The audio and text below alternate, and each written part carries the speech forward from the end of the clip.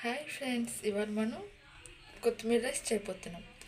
దానికి కావాల్సిన పదార్థాలు: పులావ్ సామాన్లు, బిర్యానీ ఆకు, అరటి ముక్క, లవంగం, దాల్చిన చెక్క, సాజీరా, అనాస పువ్వు, జాజికాయ, ఒక ఉల్లిపాయ, 1 పచ్చిమిర్చి, ఒక ఆలు.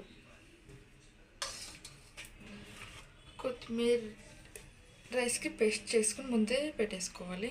దీంట్లో మనం కొత్తిమీర, పచ్చిమిర్చి, అల్లం, వెల్లుల్లి వాటర్ వేసి మిక్స్ చేసి మెత్తగా పేస్ట్ చేసుకున్నాం.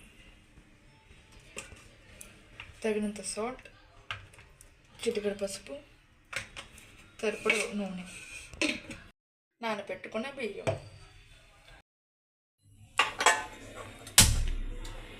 ఇప్పుడు కొత్తిమీర రైస్ తయారు చేసే విధానం: బండి పెట్టుకోవాలి. దాంట్లో తగినంత ఆయిల్ వేసుకోవాలి.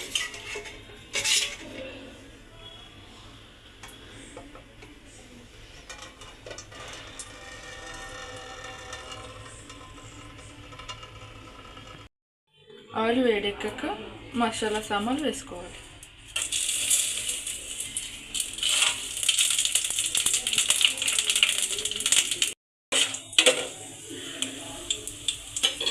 ఇవి వేగాక ఉల్లిపాయ, పచ్చిమిర్చి, ఆలు వేసుకోవాలి.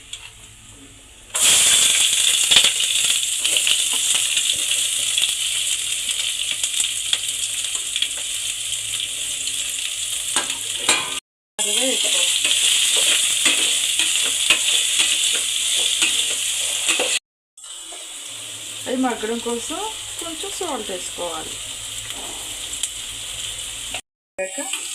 కొత్తిమీర పేస్ట్ వేసుకోవాలి.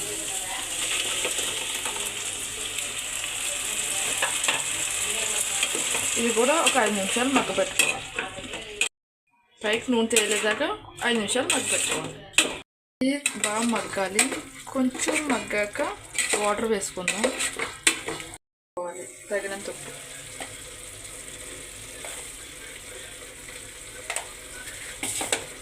చిటికెడు పసుపు,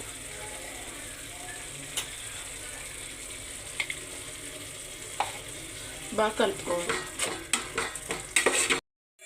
మగ్గిపోయినట్టుంది, బాగా మగ్గిపోయింది. మనం గ్లాసున్నర రైస్ తీసుకుంటున్నాం. దీంట్లో 2 గ్లాసులు వాటర్ వేసుకోవాలి. నేను ముందే కొట్టేసి పక్కన పెట్టేసుకున్నాను. అది దీంట్లో వేసుకుందాం.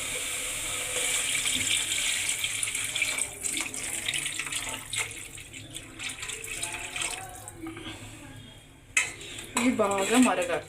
బాగా మరిగిన తర్వాత రైస్ వేసుకోవాలి. కదా దీంట్లో రైస్ వేసుకోవాలి. వేడిగా ఉంటుంది, చూసుకుని వేసుకోవాలి.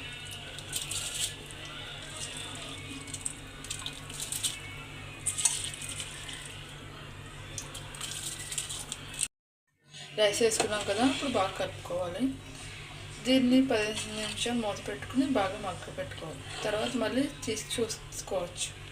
మగ్గిపోయింది ఫ్రెండ్స్, రెడీ అయిపోయింది. దీనిపైన కొత్తిమీర జల్లేసుకొని స్టవ్ ఆఫ్ చేసేయడమే.